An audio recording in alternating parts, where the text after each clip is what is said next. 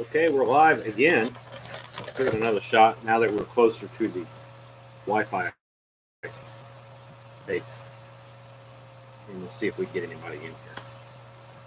Usually I do these at night. This is kind of an odd time. That's good. We might get somebody that doesn't usually catch those. So if we we got somebody in there now. Maybe if they'll stay, don't know who it is. Get a few other people in here. We'll have a chat about what's going on. If you want to share anything about your projects, love to hear it. Mainly, just looking for feedback on our channel. We get quite a bit of it in the comments anytime we post a video. Social media, we get pretty good feedback there. And just anything that you like to see, maybe something you don't like to see. Don't be afraid to share. We're constructive criticism. And hey, we got the Mofo driver in here. He's one of our kind of our cousin channels, and that's a pun because Chris, he's actually my cousin. And we're going to be doing some videos with him, hopefully in the very, very near future. We've got Uncle Squirrel, John. He blames squirrels as usual, and it's a badge of honor if he blames the squirrels on your channel. So don't be offended by it. Just take it as like a little trophy. So, thank you, John. We've got 4 people in here. We got a thumbs up. Yeah, give us a thumbs up. Even a thumbs down. It's considered engagement. It's good for us. If you really don't like us, give us a thumbs down. I encourage you. How's everybody doing today? Let me know if the connection's fine. A minute, I just had to move into here because I know we have trouble with the connection, but this time it was actually telling me I was having trouble with it. So we want to be able to come across and be coherent, be legible, so you can comprehend the situation. Connection's good, great. It should be, because literally this Wi-Fi is about 8 feet away. 8 feet away. When I'm in my office, it's on the other side of the wall, and it would probably be about 20 feet away.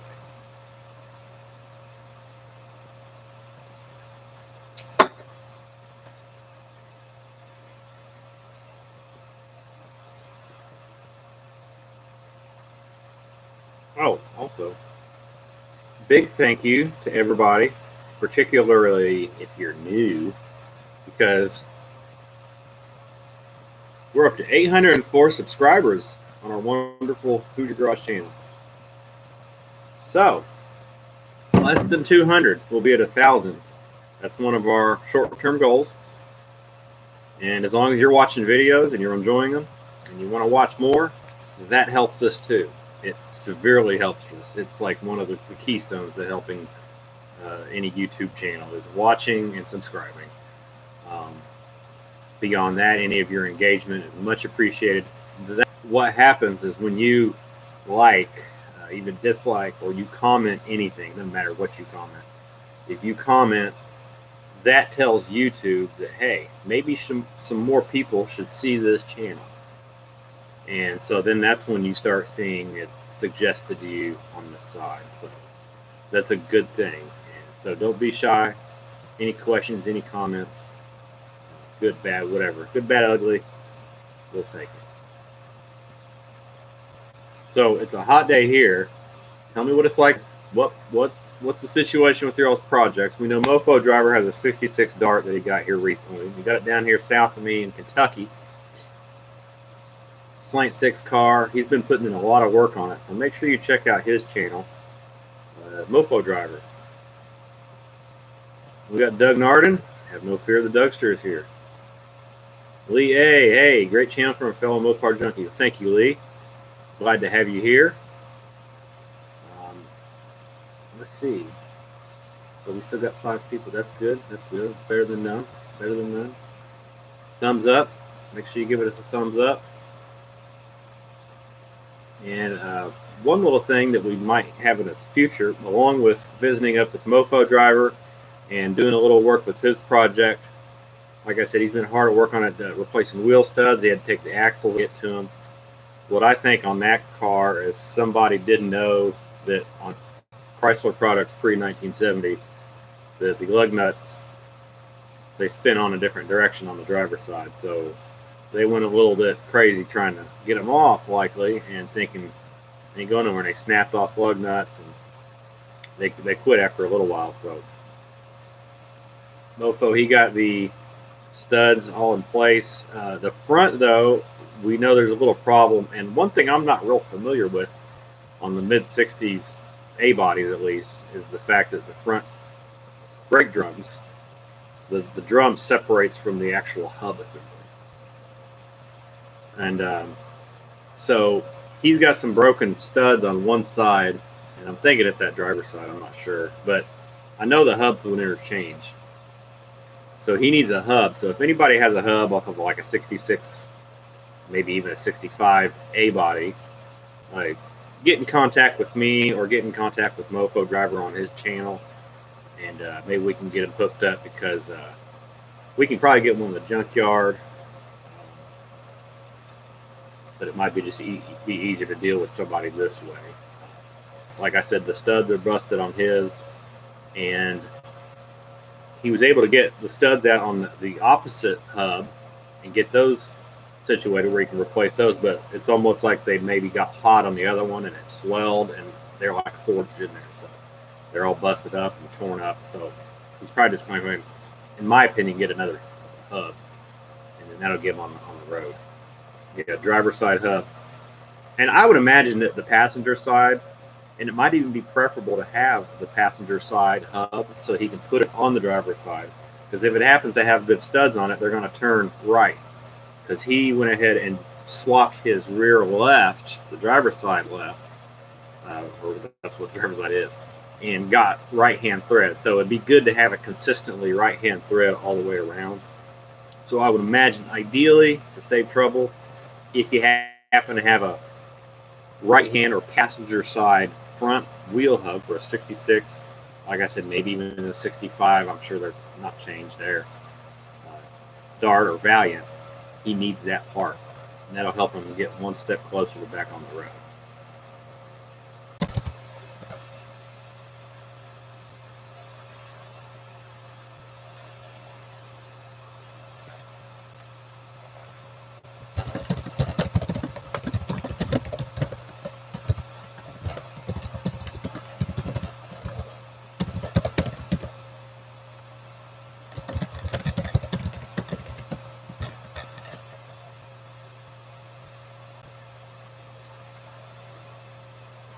Better now? Okay, good.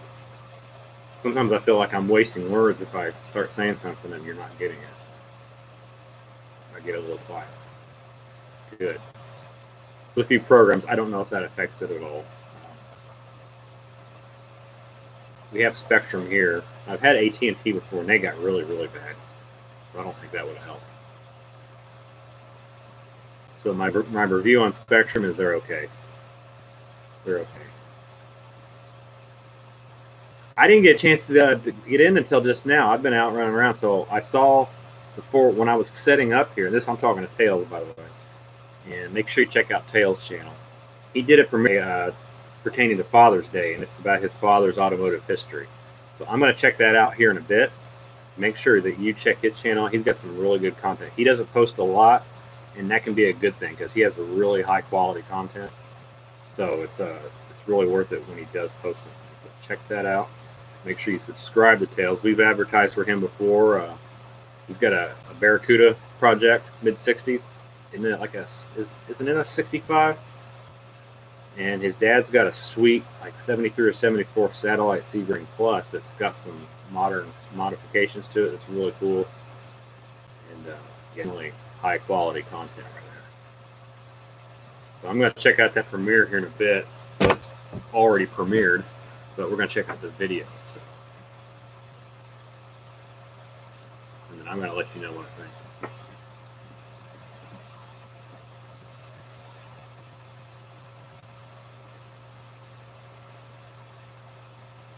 Yeah, and also on adding to that, happy Father's Day, everybody. It's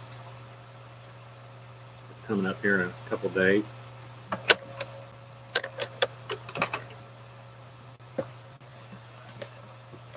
Hey, we got 10 in here.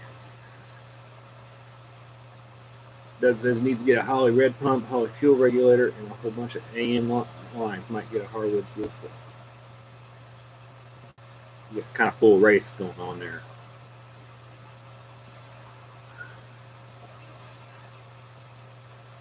I've messed with AN fittings one time, and that was on the Camaro I had before I started this channel. I did a braided fuel line all the way from front back. It was on a fuel injected LS motor, and I remember the guy at the speed shop. He showed me how to install the lines, or how to install the AN fittings on the braided line. So that was very helpful, and it did awesome. So I was never too sure what to think about AN, but that really kind of set me off there. That was cool. 65 Barracuda.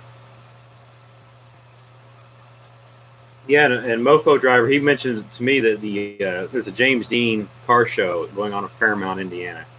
If you're all near there, you might want to check that out. Of course, James Dean is from Indiana. He was born in Fairmount, so they still really hold on to the James Dean image there. We even have a museum there, and there's a big car show that happens there like every year, maybe twice a year. I think there's another thing they have there. Everybody comes in, bikers, and then they have car shows.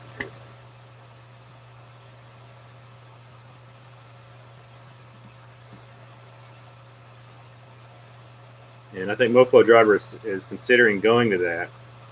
And if he does, I suggest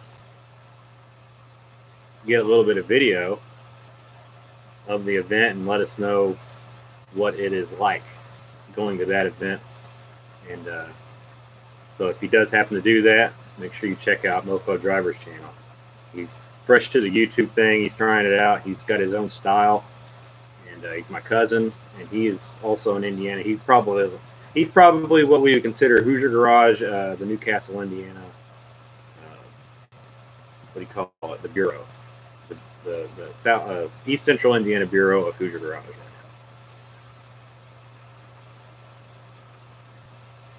now. On the Hot Rod Reunion at Beach Bend, that's down in Kentucky, Bowling Green area. They always have big events there. I know they have, since I'm doing the van, I've kind of learned that they did, at least in the past, that's where a lot of the big van events back in the 70s were. They was huge there, and they occasionally do similar stuff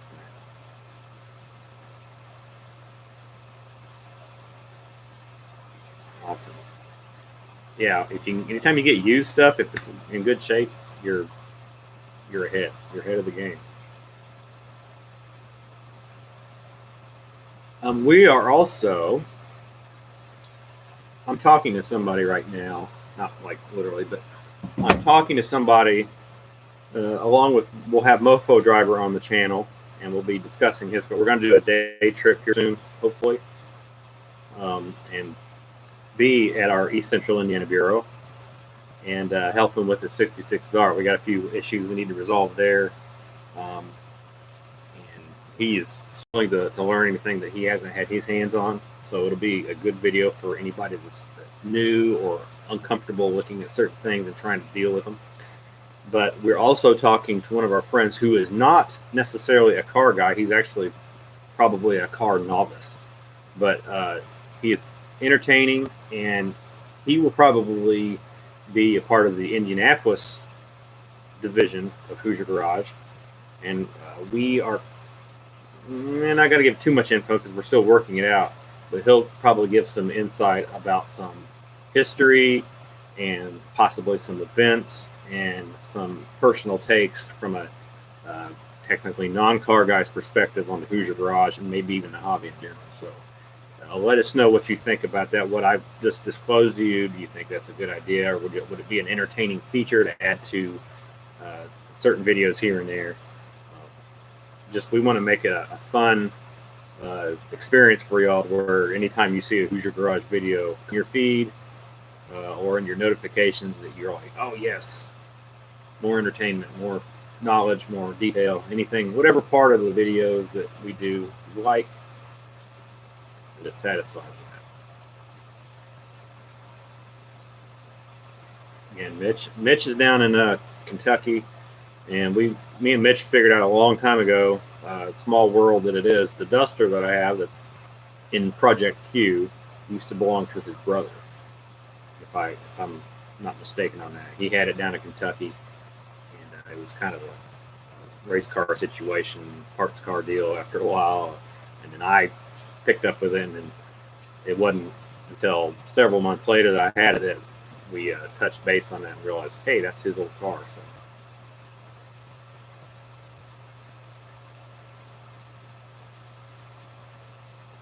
Oh yeah, the Fresno, California. Yeah, Honor James E. Passing.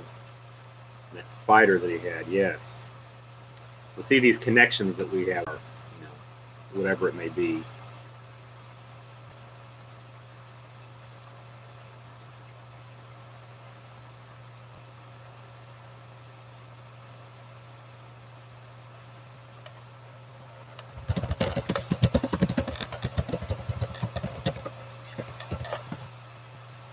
All right, Paul says we're clear. We'll kind of go with that for a moment.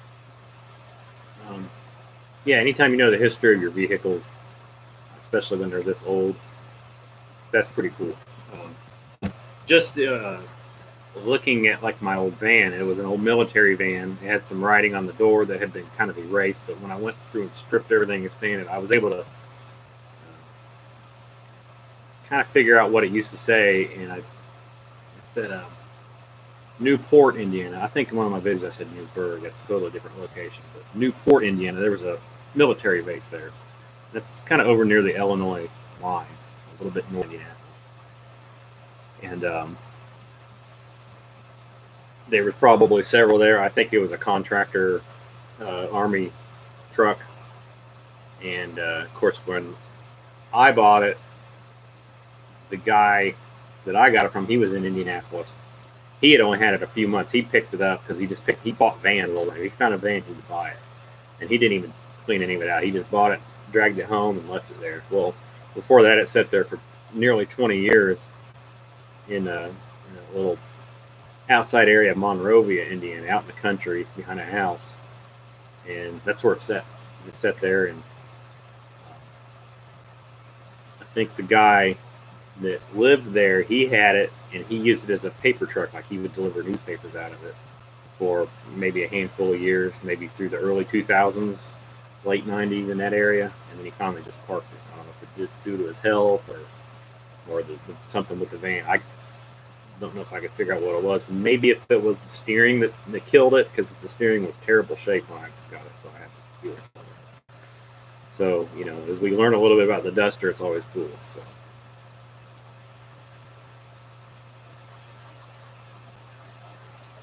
The strangest option or delete on my military van. Well, if you review the options on it, it's got manual steering. It had four-wheel power drum brakes. It had a radio, so it had the panel on the dash for the radio, and it had the little outline for it, but it was not. It was just blank. There was no hole there or anything.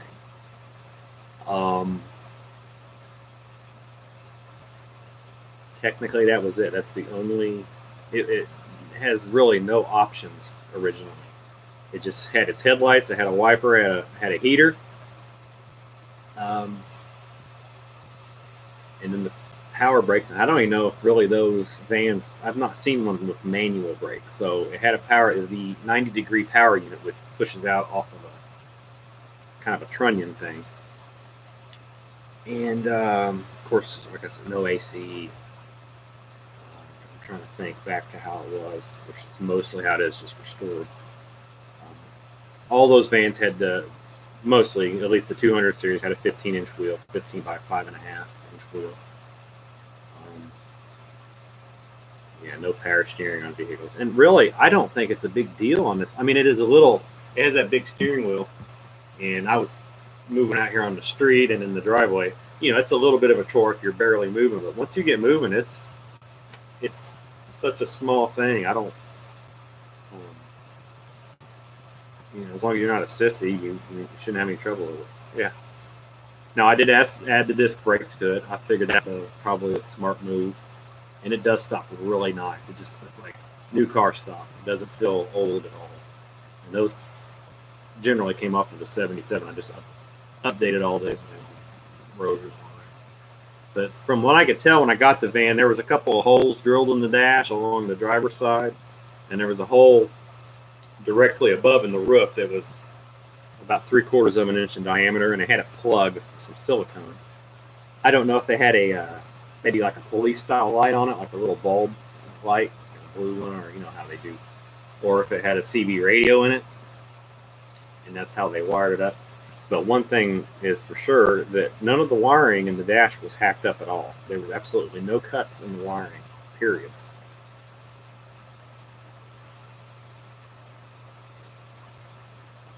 If it had any incognito lights, they were gone when I got it.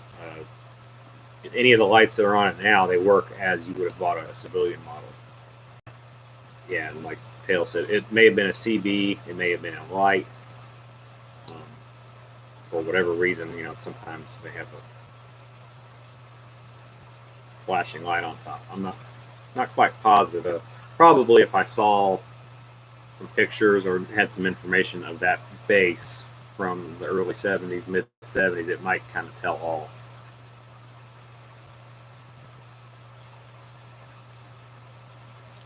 At Henryville, you look at a 72 Corvette about 3 years ago. Swapped it out from the AMX Javelin.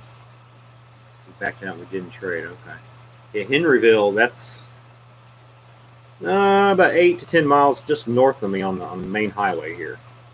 Interstate 65 and Highway 31. That's just straight up the road. So it may have been one I have seen around. Yeah, experimental death rate. I had actually forgotten what the intention or what the main thing with that plant was. It may have been an ammunition plant. We had one here in Charlestown, Indiana, for many, many, many years, from the World War II on up to about 10 years ago, and then they pretty much have recently torn all of that down. But I've never seen any vehicles out of there. It was mostly like a civilian workplace where they did gunpowder and things. Like actually, my grandparents even worked there back in the 50s. But the one out there, I think I've forgotten what its main intention was, what it was producing, or what have you. But it was cool. That's one reason in the recent video we did about the hood that I put the old equipment number back in it underneath the hood as kind of a tribute, and I put retired on it because it's obviously not in the military anymore. But if we ever run across some kind of record, that number could tell us what its purpose was. It does have a metal tag that was on the glove box that had some basic information. It was pretty much like the weight, the curb weight, and all that stuff. And it also said it was delivered in, I believe, April or June, the numbers escaped me, of 1972. That's when it was delivered to the Army.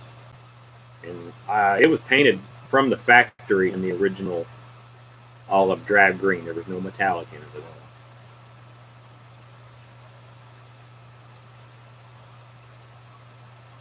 Okay, silver. Doesn't ring a bell, but I may have, if it's run down, it might be one that's just sitting somewhere. I tend to see some of those. There's a guy just over the railroad tracks over there. He's got one for sale. I don't think it's a 72. It might be like a 74 or 75.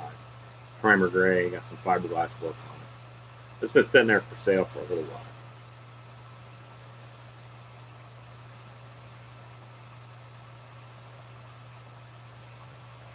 Yeah, manual steering ain't that bad. Of course, I put like, what was I put on there? Like a 235 or a 245 tire on the front. It's still not that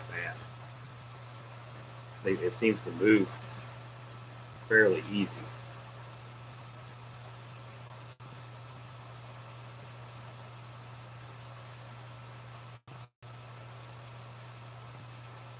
There you go. Yeah, the AMX, the paint jobs, those were really unique that they did them in that way. They didn't go down the side. They went around like the waist of the car. Now, you know, the Javelins, they did that too. I think if I was into American motors, the 69 or 70 Javelin would be probably my favorite. They have a nice shape to them, and they just have enough of an odd look to be different, but they're not, you know, too homogenous. Actually, here in my town, I want to say maybe 10 years ago, I remember seeing one for sale. It was similar to Chrysler B5 Blue. It was a 69, and I can't remember the motor. I'm not super familiar with the motors on those. I think it was a 304. Does that sound right? And had a black interior. It was like it was an unrestored car, but it was fairly taken care of for something that had set outside a little bit, and they drove it. But it was kind of a neat car, and I think they had like $5,800 on it. That's kind of the number that sticks in my head. Which now that'd be a steal, I think. Then it seemed like it was a little debatable. Gremlin.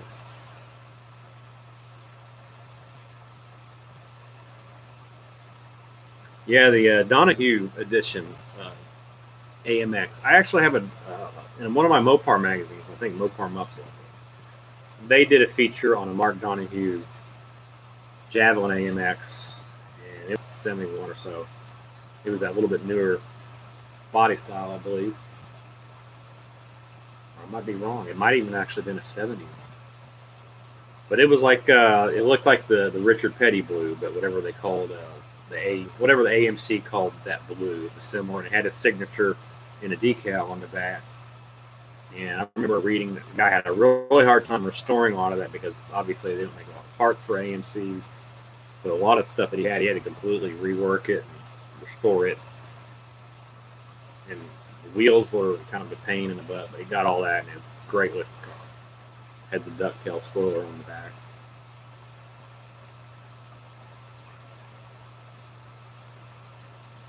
The Levi Gremlin.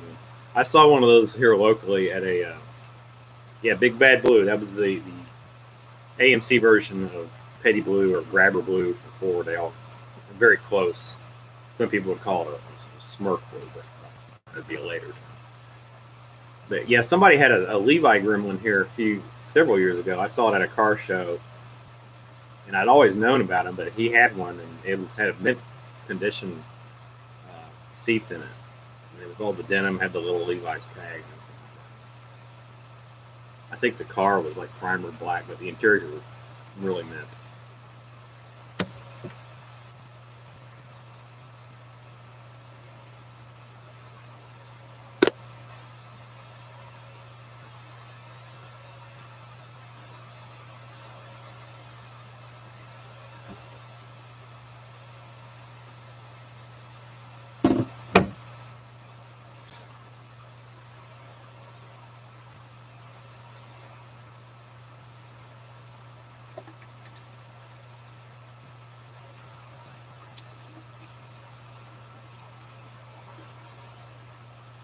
Yeah, AMC had some pretty cool stuff. Some of it was a little weird, a little odd. Like if you look at it, if you're not familiar with like what was that, the mid '60s AMC Marlin, they're kind of odd looking. They have a really narrow glass house, or what you call the roof area. Kind of look like a '66, '67 Charger, but like they just had an odd proportion to them. Uh, I want to say there was one of the Hornets. I think it was a Hornet around '74. It was like a muscle car. It had a 360 in it. They put a stripe down the side, but it had a very pedestrian look to it, very kind of squared off back. It was a smaller car, kind of comparable to something you would have seen in the '80s, like an economy car in the '80s. Some of them had some weird lines, but the AMXs and the Javelins were, I think those were the best as far as styling and just the general. They fitted well with the modern, just being a modern type of car, I guess you could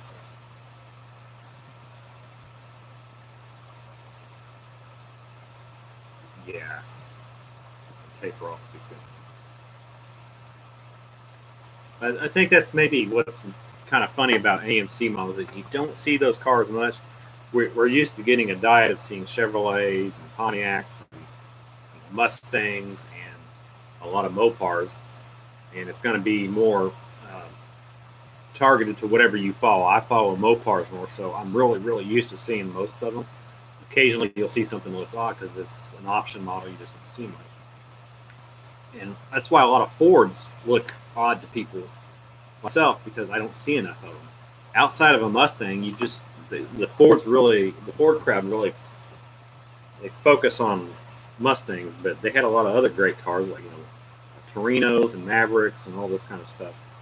Some of the Fairlanes and the Galaxies, they're kind of forgotten about. So when you do see them, they might look kind of odd to your perception of what old vehicles look like.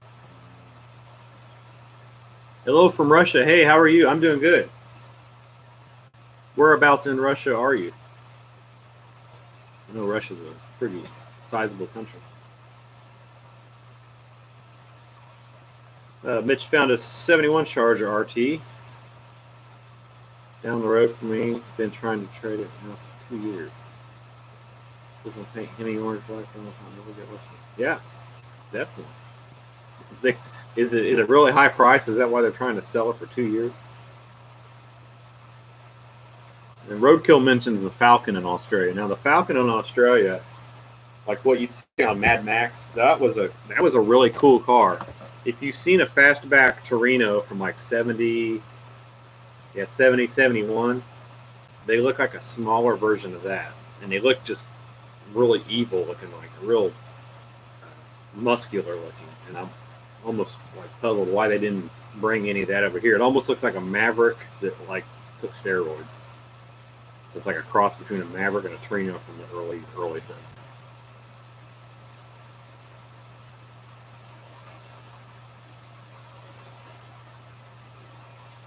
Kelvinator, yeah. Working on the garden. Rancho Cucamonga. Out there in California, Russia, Indiana. Who else we got?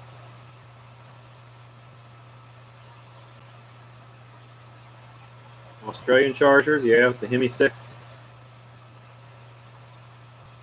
Mike, thank you for joining us, and thanks to Mopar Joe for directing everybody our way. We're going to be doing a collaboration hopefully soon with just Mopar Joe, mainly on the edit side, but we'll leave him to tell you that and any more information on that and details. So hopefully you'll like that. Montego, yeah, Montego was kind of a cross Mercury version of a Torino in a lot of certain years. We're in the U.S. and we're in the state of Indiana. So if you've heard of the Indianapolis 500 or Indy Raceway Park, that's the state that we're in that is home to those events. So we love cars and we love corn and basketball and stuff like that.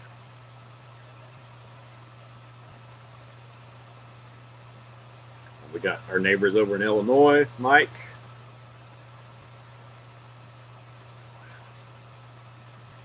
We got Michigan, Arizona. Yes, Indiana is a state in the U.S. Yeah, upstairs neighbor. Michigan is Indiana's chef's hat, with the airplane taking off once in a while. Laguna, yeah, Laguna Seca.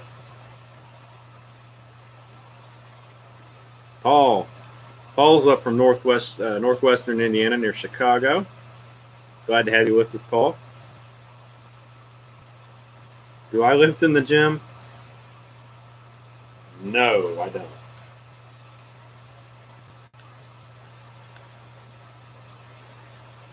I probably should. I lift in the garage. Does that count?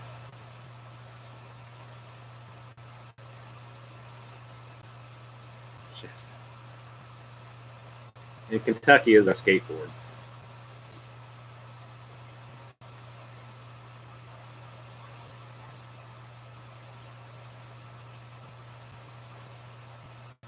The stud welder will work. The last car I had, it was an 81 Camaro. It had hail damage all over the whole roof. And some of them were not real, they weren't real bad. But I took the thinner studs and buzzed the areas out to get the metal and was able to pop them up. I spent maybe an hour and I got them all flat. I think only 2 or 3 out of maybe 30 or 40 of them I had to put some filter on.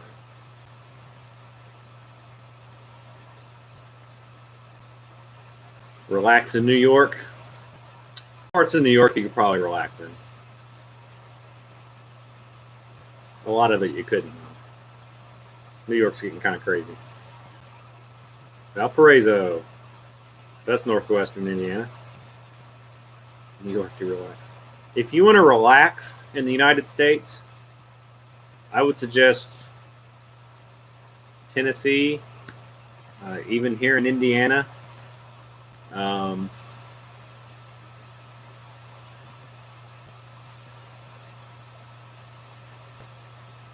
Maybe somewhere else.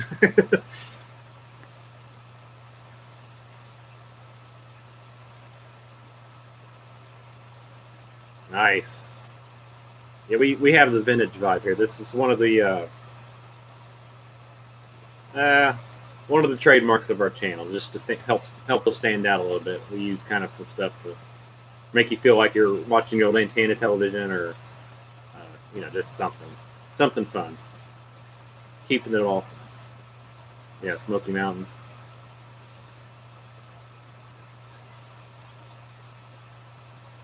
Hey, Paul, I need to go back. I had to go a week ago, or 2 weeks ago now, and we got the old windshield. That's when I did the windshield video right after that.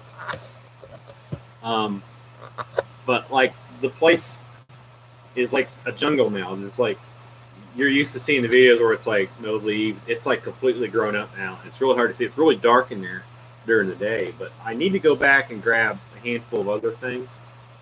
And we need to grab a few things for Mofo Driver's 66 Dark.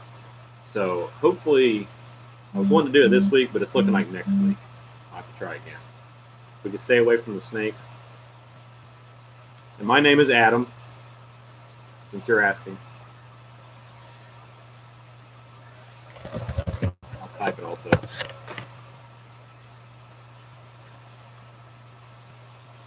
Yeah, Michigan's good. As long as the governor will let you do it, Michigan would be great. If you like cars, Detroit, just during the day, I guess.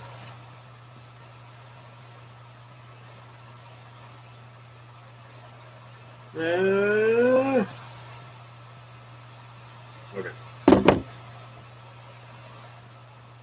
Hey, we're still doing pretty good. We got 10 people here. Make sure if you haven't, you're hitting the thumbs up button.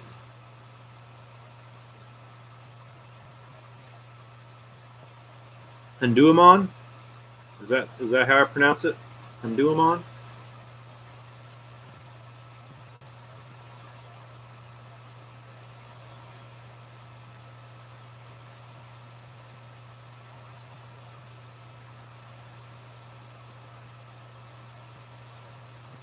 Yes.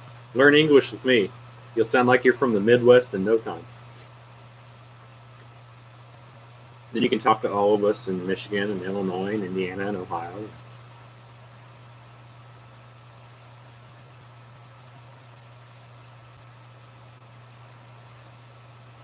Jonesboro, Tennessee.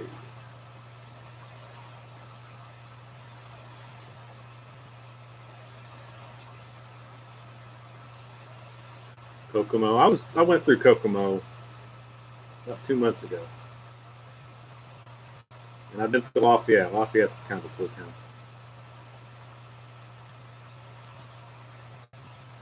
Good. Yeah, we speak pretty basic English. I don't get too fancy.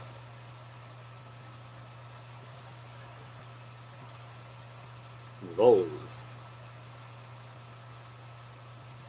See, Roadkill could start doing some videos and call it the volunteer garage.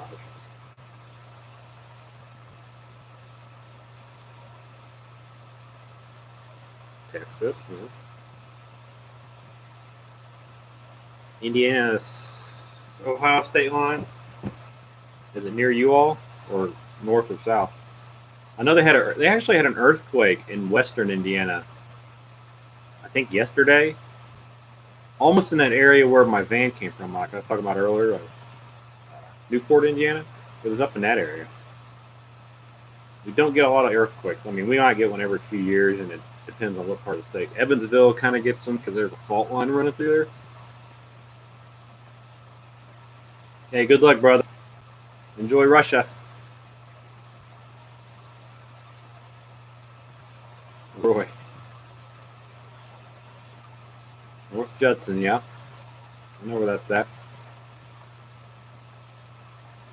Mark, I'll do that. I know we was wanting to plan something a while back, but we got disconnected on some of that. So Monday, Tuesday, or Wednesday. Let me think. I'll let you know on that.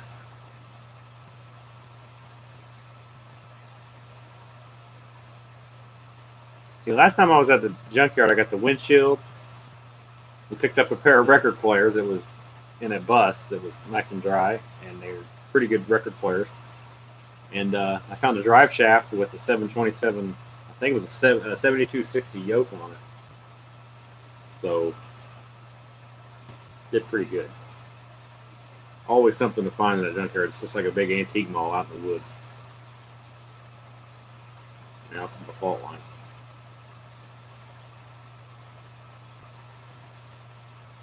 Yeah, California gets them all the time. Now, I've heard that California gets them and you don't even realize you're having them. They're just constant.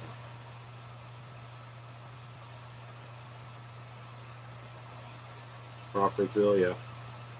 Yeah, it's kind of on the way up to Lafayette. Like on 74, like it's a little off 65, more on 74 there, I guess.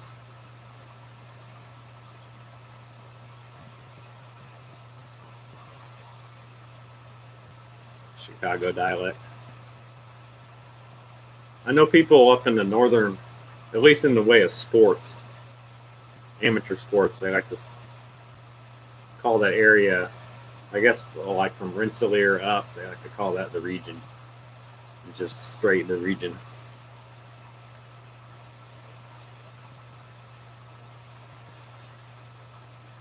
Actually, I was surprised with New York. When I went up there, I was coming out of Cleveland, and I went up through Ohio, hit that very corner of Pennsylvania up by Lake Erie, and then went in through, I think, Silver Creek, New York. I think that's the very tip, the most western tip. And then I went up through Buffalo. The only thing I really, really didn't like about New York was, like, once you get in New York, you're on, if you're on, I think it was I-90, you're on a toll road, and you feel like you're on a prison road because there's just no normal exits that go off to, little highways or side roads. It's like if you get off, you're on a state-run gas stop, and they're nice. It's like these little, almost like log cabin type places with glass in them, and they'll have a restaurant, like they have a Roy Rogers chicken, and they'll have a little store in there, and you can get gas, and they might have some other little thing, and then you get back on the toll road. But if you go anywhere and you get off, you have to obviously pay to get off the toll road. And so from the very western point of New York, we went all the way to Albany, where Lunar was, which is almost at the Massachusetts border. And finally, we was on the toll road the entire state. And but I will say, particularly the western and central part of the state is very, very pretty. It looks a lot like it does here in southern Indiana, kind of rolling hills, a lot of trees, farms, well taken care of houses and stuff. And then when you get up in like the Mohawk Valley, it's really pretty. It's like you get small mountains there, and it's the Mohawk River, and then obviously you get around the Hudson River and Albany, and it was a fun experience. I've not been near New York City. I almost thought about going back that way and going through New Jersey and back home, but I just went back where I came.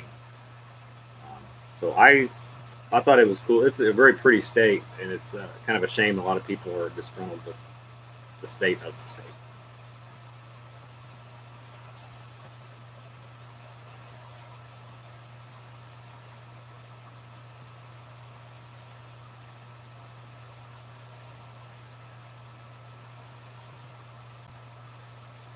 Hate driving New Jersey Turnpike. I hate all the tolls. Yeah.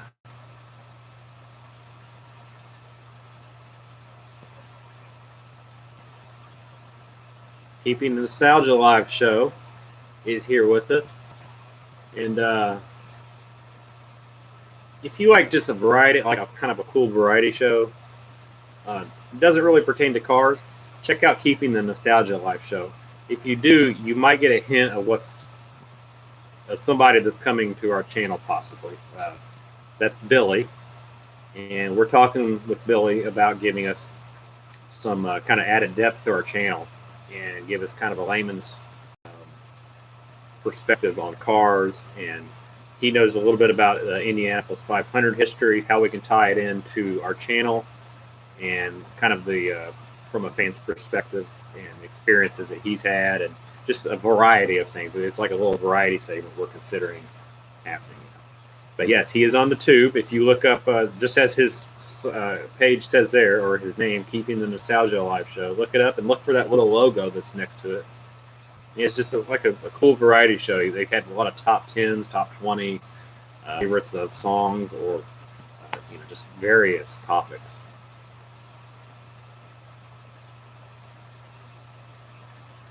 Yeah, so we're working something out. We're going to try to find a direction. I think he can really help us out.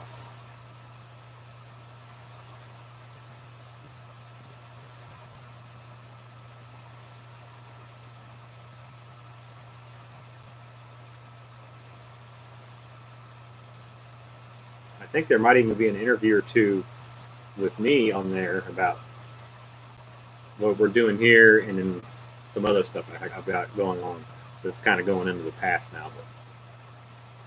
But after I get a haircut.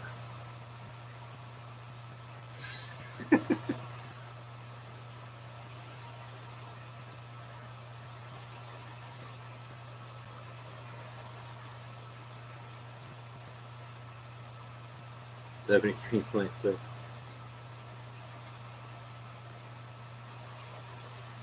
Dodge Dart. I've had two of those. I had a 4-door and a 2-door. The 2-door was like a sport. That was years ago.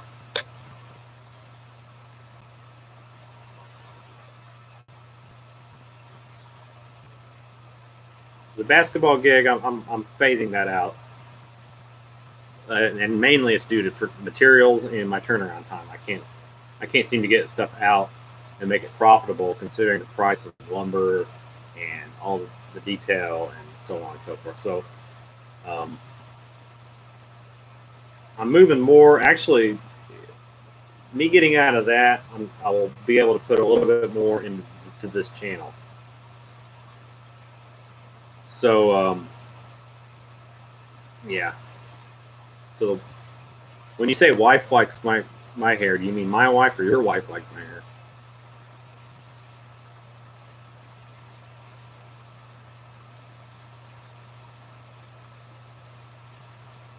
This year's 500, that was it's like the old man's 500, the old man and dominating. They're showing the young guys how it's done.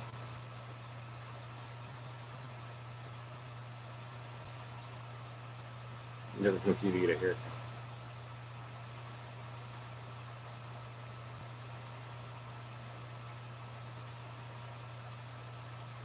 Yeah, I'm trying to think. I couldn't remember if you'd seen where she'd said something about my hair.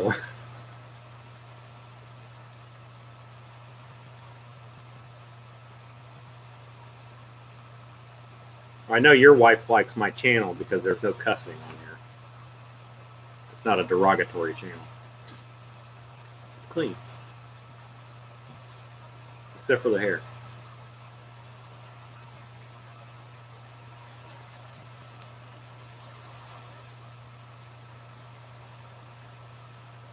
Tails, you take care, and make sure we check out Tails' channel. He's got a special video for Father's Day. He premiered earlier this afternoon, and it's about his dad's automotive history. And every time Tails puts out a video, it's very well done, very well thought out, very good quality. So make sure you check it out if you haven't already.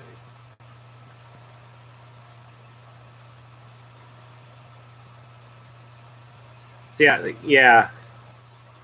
I love Pete's channel. It's just that, yeah, that's, and he gets mad as he doesn't get more followers.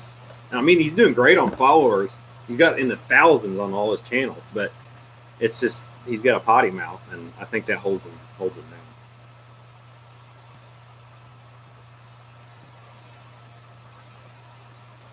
Huey Lewis.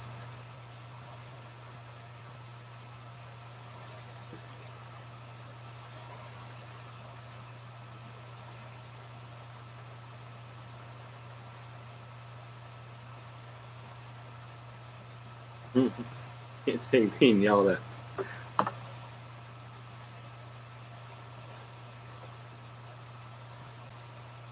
I mean, like, I've been as mad as he gets, but I usually don't have a camera on. I mean, I can get pretty frightening, I guess, but he's got that camera rolling, and he gets mad. He'll get on the phone, like, oh my gosh, crazy.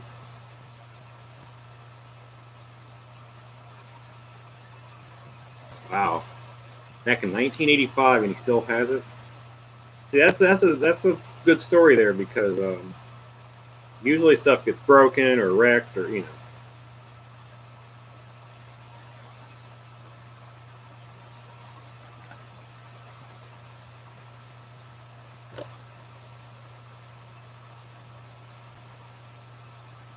there for a while. I was thinking about putting a big block in the duster, because I kept running into big blocks everywhere. I never had one. I've always done like 360s or 340s, things like that. So, yeah. A little nose heavy, I'm sure, but might be fun.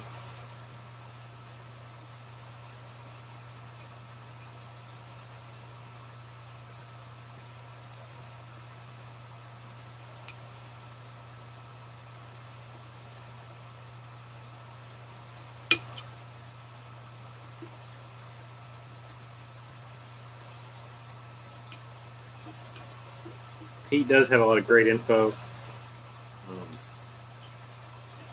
He is very, even if he didn't cuss, he would still be just as entertaining. He's a good people person. I know that's kind of his end. I had an uncle who was a people person in the way he was always looking to help people, but he was always getting the word. He was always getting the bad end of the deal by him just trying to help people. He thought that he needed to help people, and it's good to help people, but he thought that would project him into something greater, and it always brought him down.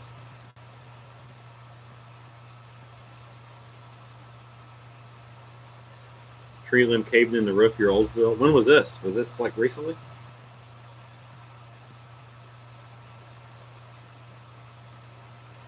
Sometimes that stuff will dent, and you can just knock it out, and you barely see any remnant of it.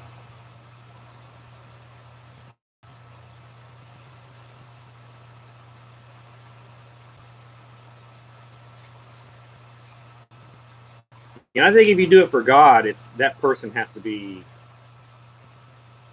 I think if you just help people to help somebody, and they just want that quick, whatever satisfaction, whatever it may be, then you're not doing it for God. You're trying to get favor with that person, or get favor with God, and you're maybe misunderstanding it. I think if somebody is respectful of God, and they really need help, and then you show them, kind of like teach a man to fish. That's how it works out, because you do have to protect yourself.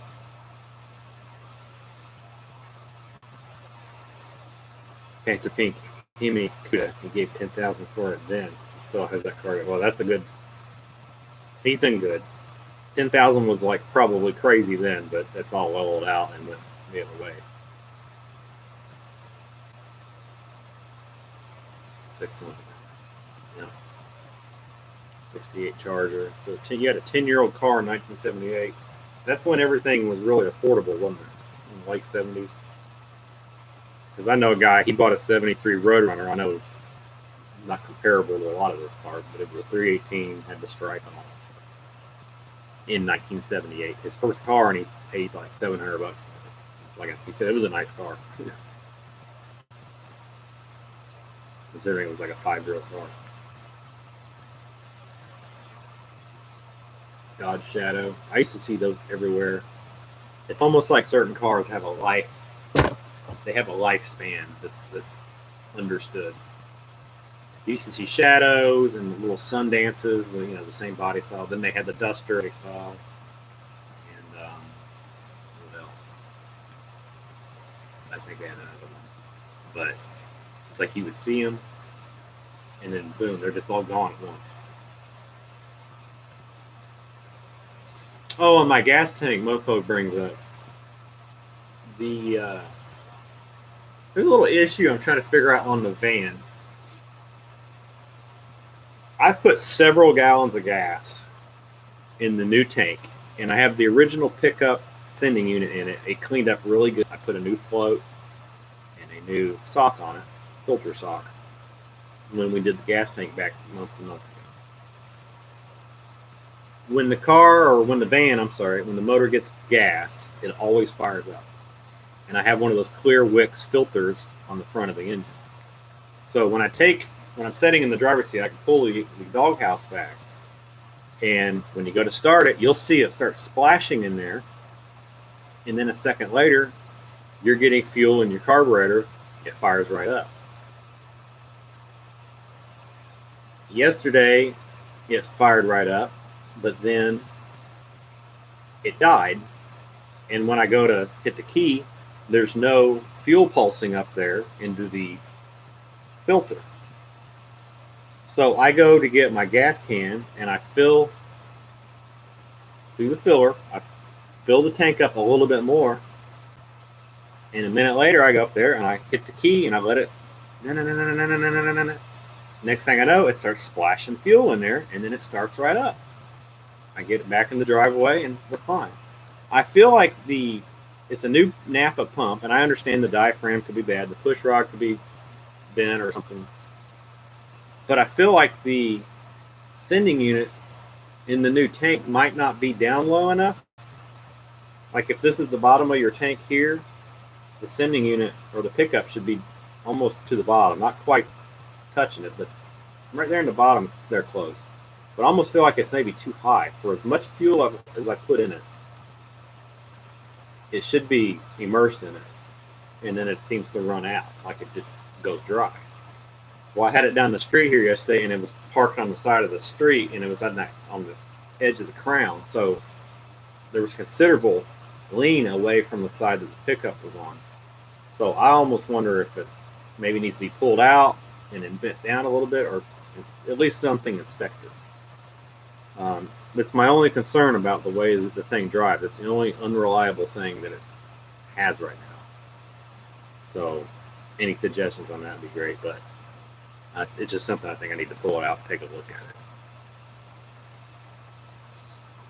85 Charger 2.0. Yeah, you see those everywhere too.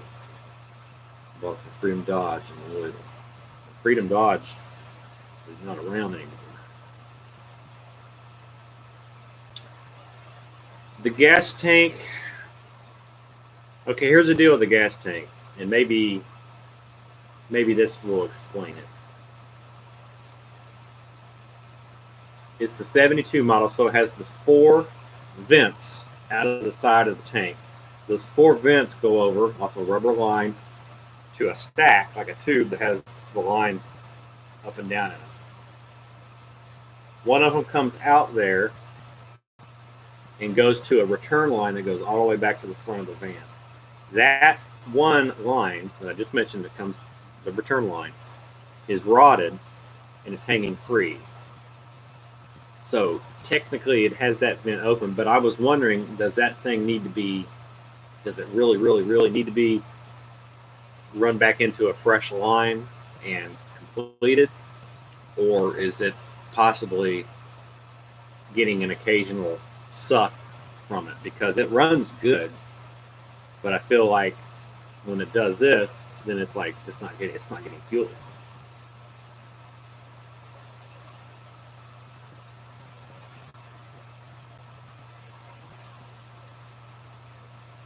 Maybe I'm amazed. Dixie Highway, yeah. See, they had Winston Pittman Cardinal Dodge there in Dixie, and they sold it, burnt down, and they sold it to somebody else. So it's something else even now.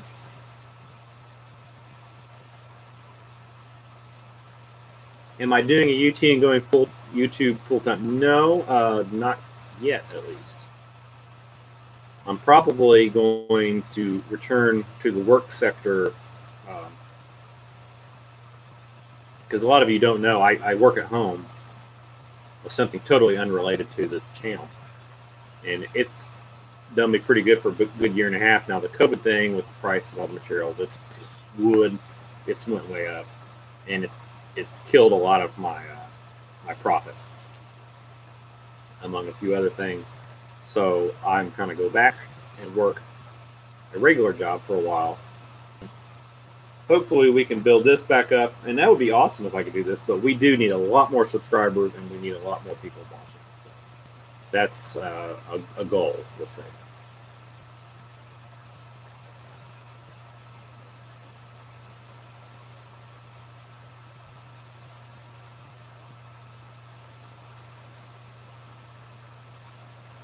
There is a charcoal canister up in the front, and some of that is disconnected. I've been meaning to actually go ahead and just connect it up as it was. But yes, it would route right back up to the canister. And so I don't know. Do you all think that as good as it runs? I mean, I was able to run it up and down the street here multiple times last Saturday. No problem at all. Good acceleration, good idle. But would a line being disconnected technically, would that just cause a flare in its runnability, or do you just think I really need to pull that? Or could it be, I think it's one of two things, or three things. It's either that vent, something with that, the pickup, or the fuel pump.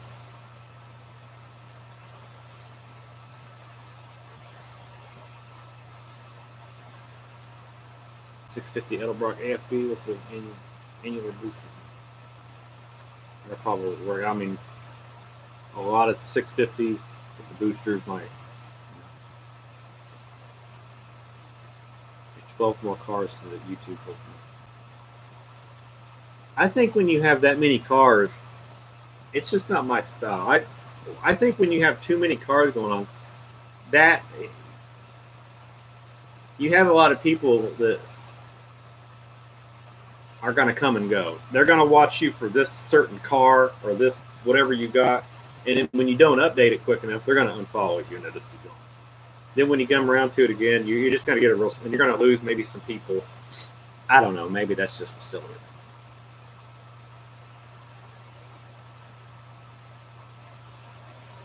Collaborations with other YouTubers in the works. Well, one, we've got Mofo Driver. He's in the chat here, I believe, still. We're going to work with him. He's got a pretty new channel. We're going to work with Keeping the Nostalgia Alive show, who's on here. He's probably going to go join the channel at least part-time. We're still looking in that.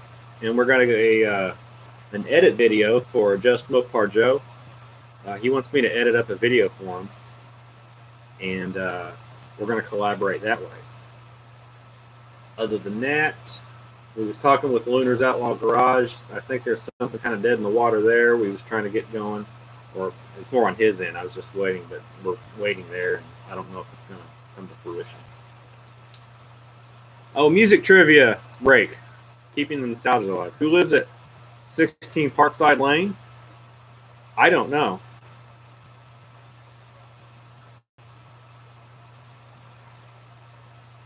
And while you all think about that question, it sounds familiar. 16 Parkside Lane.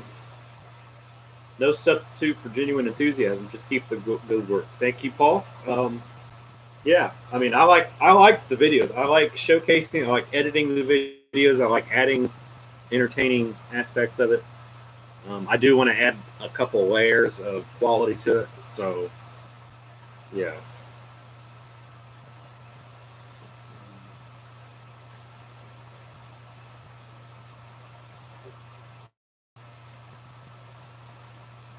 Harry Nielsen.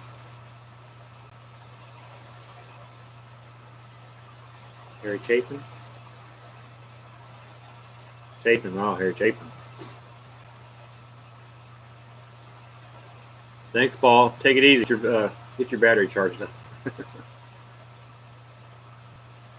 Anybody else, make sure you're liking the video if you haven't already. We appreciate that. It helps with YouTube. If you want to see the YouTube channel here, Hoosier Garage, be bigger and better, I'm going to be the same guy all the time. I'm the same guy. But the more we got, the more we can do, the more fun it'll be. Check hardline from the tank, fuel pump for cracks leak. I'll check again. I do have new rubber line where applicable and new clamps in those areas, and I did clean out all the line that was original. And yeah, we'll have to go from there. I don't have any leaks at all. Like, what's amazing about this van is I have 0 leaks, and I'm gonna knock on wood, but there's no oil leaks, there's no transmission leaks, no brake leaks, no fuel leaks. So if I do have a hardline crack, I would have suspected it would be pretty small. I have to really look, but I'll check the fittings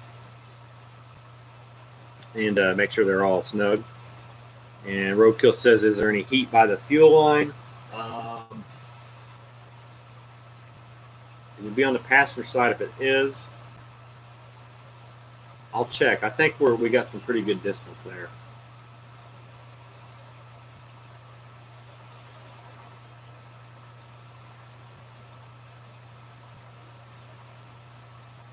And wasn't the Guess Who singing to the actual country of the United States? An American Woman?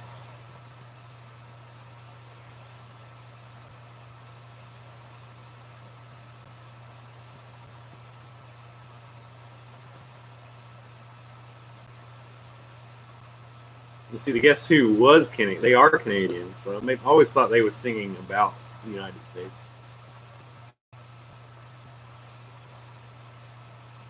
Because of the war and all that stuff.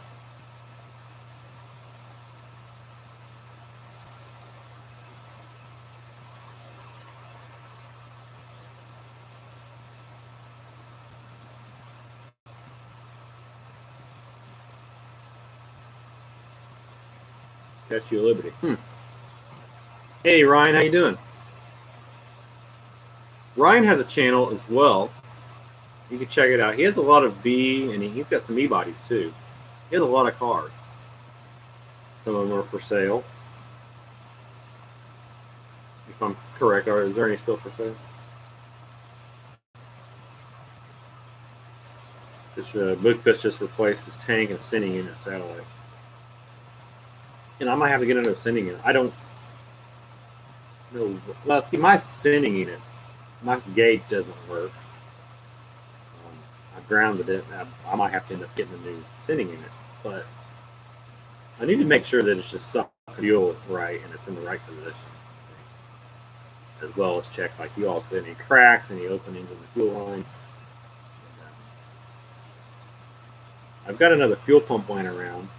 I might have to take it off and put it on and just see what kind of function that it's got on that. It's got to be one of those 3 things.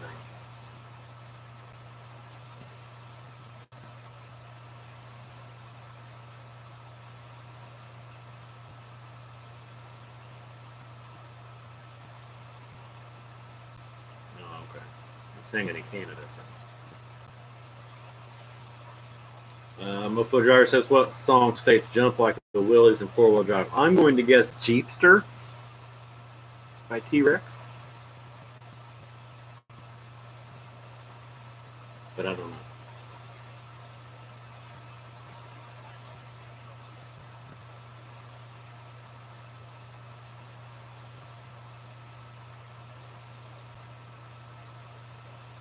The whole tank. Well, I have a new tank. The old tank was ate up from setting for years and years, but it does have a new tank in it, fresh gas.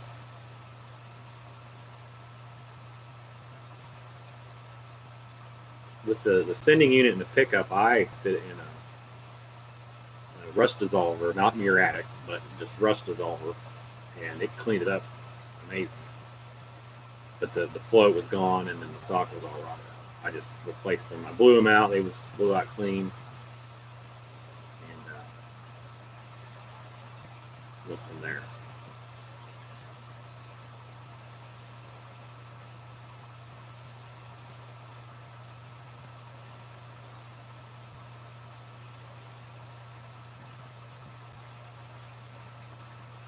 That's the model car in Hot Rod Lincoln. It's a Model A. That's all I know.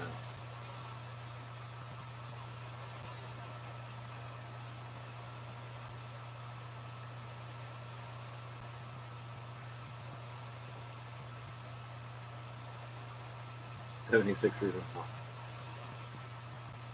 I'm so out of touch with the NBA. Sounds like the Hawks are on a streak though, so maybe the Hawks.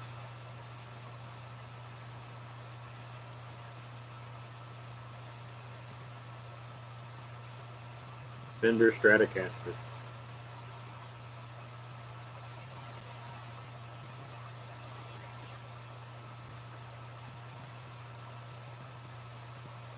It was a right-handed Strat, but he spun it around the other way. I do remember that.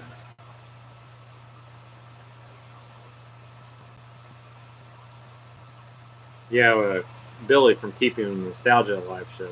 The school he went to in Indianapolis, there's some guys. Are they both on the Sixers? They went to that high school.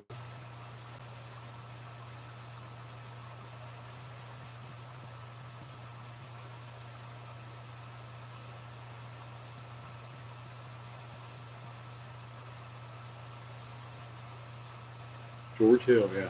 Who's the other guy?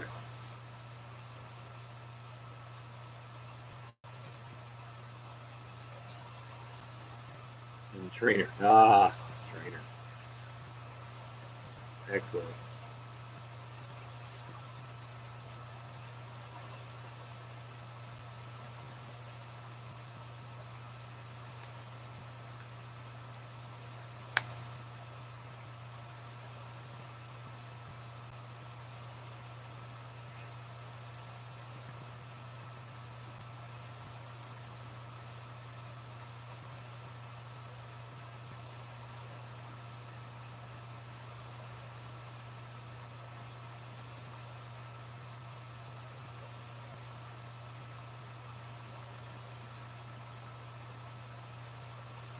He probably played a right-handed one left-handed because that's all he could find when he was younger. I'm sure. That's all that was available.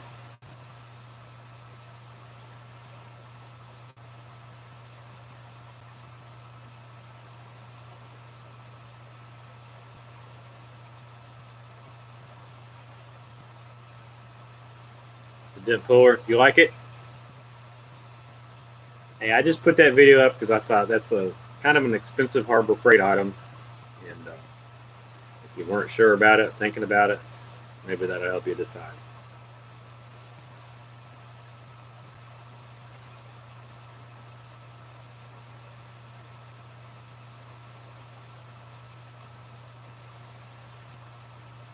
Does my brake get hard?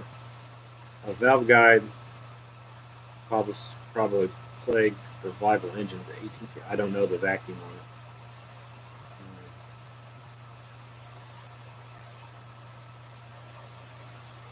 I do need to give it an oil change, but it does run really. It was well taken care of, that engine, because it's got the newer style push rods or the aftermarket push rods that have the ball stud ends on them, and it's very clean inside under the valve covers. That's all I can really say about that. It starts up, runs, and runs smooth, and it does run, which is most of the time. It's never doesn't start. It just needs fuel.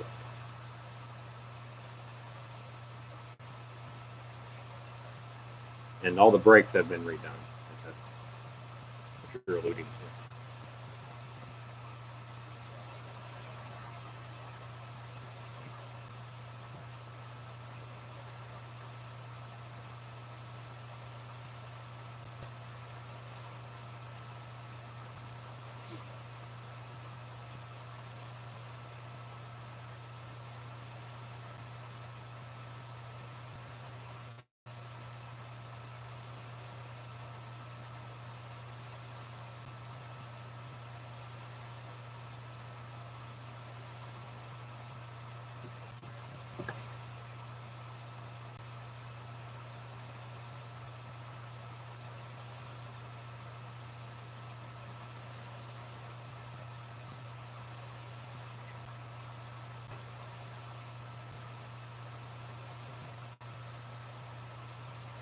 Yes, all the sheet metal that I had ordered is now here.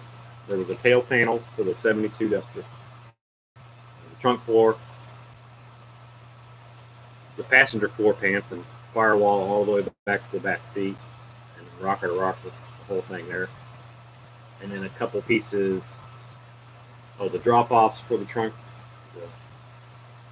the drop down to the quarter panels, and a couple little pieces for the trunk floor as well.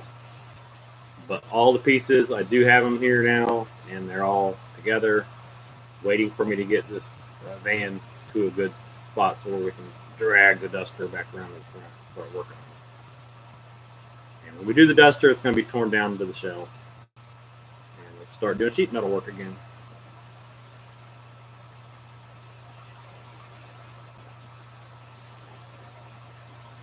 Push rods all look good, Buckeye Jim. I didn't have any issues with the way it runs. Well, and if you're wondering about the old push rods, like before me, here's what I surmised. My neighbor Rob, he used to be in the military, and he said he's familiar with the vans and stuff, but he said that what they usually did was the motor pool was rebuilding the engines all the time, just to stay on top of them, and two, keep themselves from having to do other jobs, like for instance digging a foxhole somewhere. So they would go, oh, we're going to do this, and they would rebuild them. And if they thought it needed new parts, they put new parts in. They would put new camshafts in. They put rockers in, push rods, just anything for basic clear rebuilds. He said they do them all the time, and that motor may have been gone through several times, if not just one time.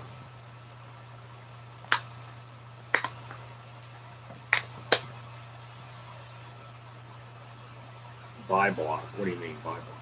Or you mean big block? What's the plan for engine and Duster? We'll probably keep it simple. If I can find a 340, we'll do 340. Otherwise, 360.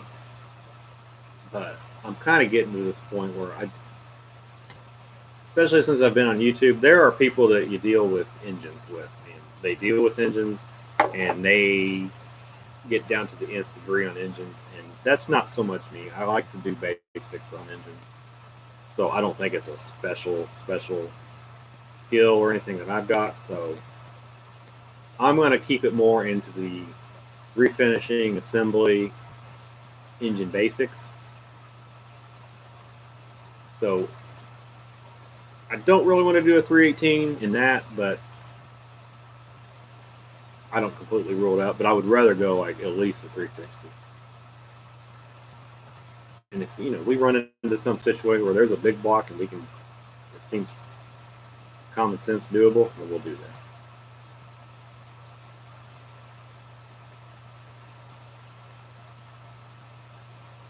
Yeah, I've bent push rods before. I had push rods in. The guy did not hone the valves or the valve guides out, and it stuck. It got warm, not hot, but it's warm, operating temperature, and it's hung up in there, and it bent the push rods. They S-shaped them, and one of them snapped it after it bent it.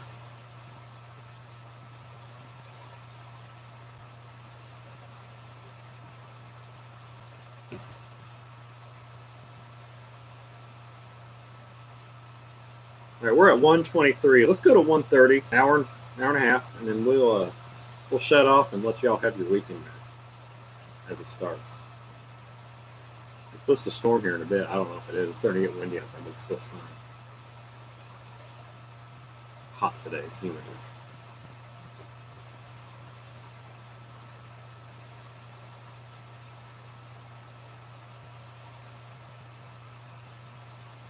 Thanks for the likes. We've got 21 likes. Currently, we've got 15 people in there. So if you haven't liked already, make sure you give us a thumbs up.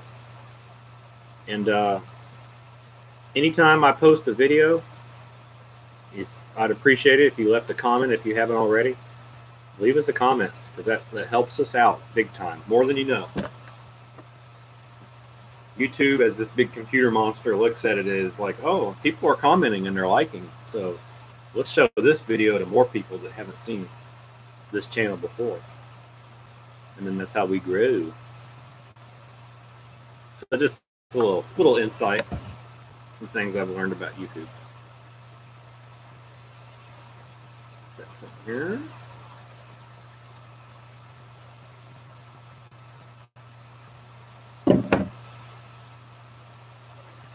Answer more comments.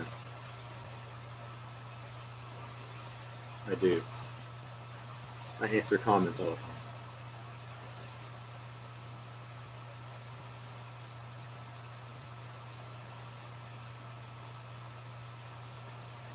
Push rods through the rock ground. Yeah, they probably wasn't getting no oil up there, wasn't they? And the hole was blocked up or something.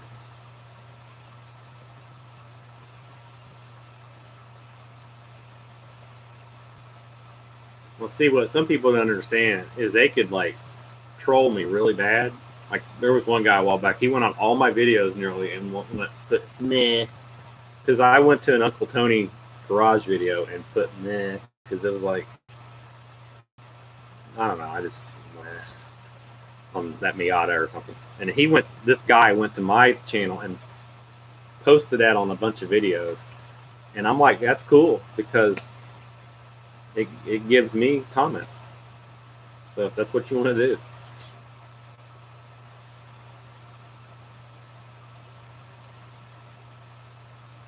If they want to troll me, they can troll me all they want. If they want to send me comments, it only helps me out.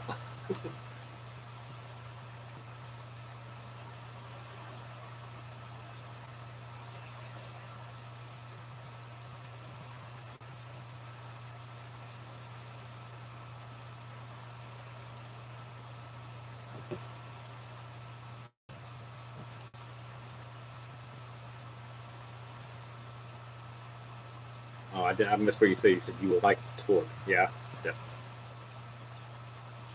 I think a big block and an E-body is a good idea. Some people might not. I have that. I like to try one in an A-body. I like to drive an A-body with a big block first before I went and did it, just to get the feel of it, see how much different it feels. Paul, thanks for joining us. Have a good weekend.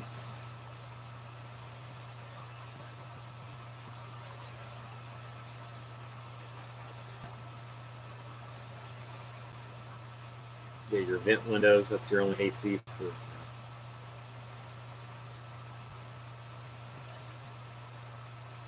Yeah, Mopar not.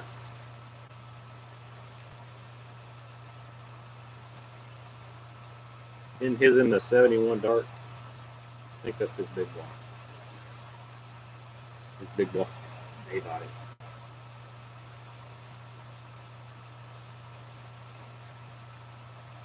The love bit blocks.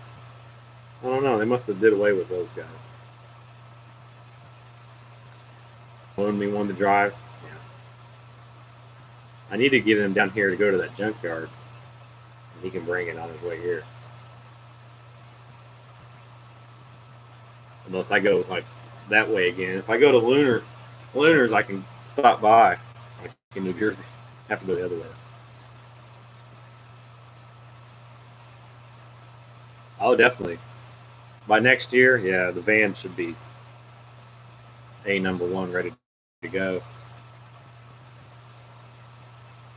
No problem, John. But we're here. Here to make you feel like you are somebody and you are appreciated.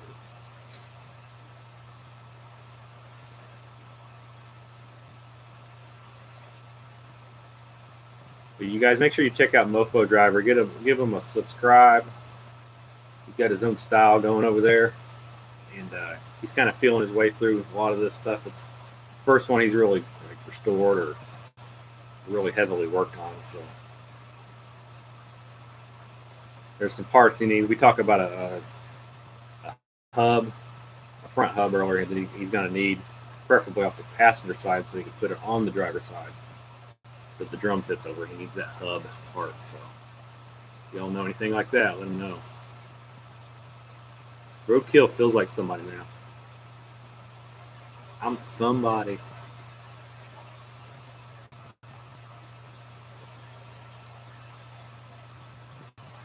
Blackstone and Cherry. I've heard of them.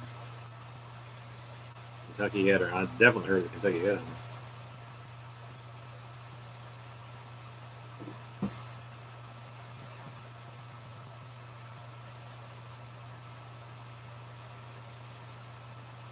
All right, we got 30 seconds left, and we're going to hop out.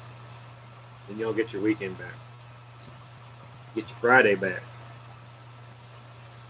There you go. You are somebody, and now I feel like I'm somebody. We got 21 likes. Far out. All right, y'all take it easy. Have a good weekend. Happy Father's Day, everybody.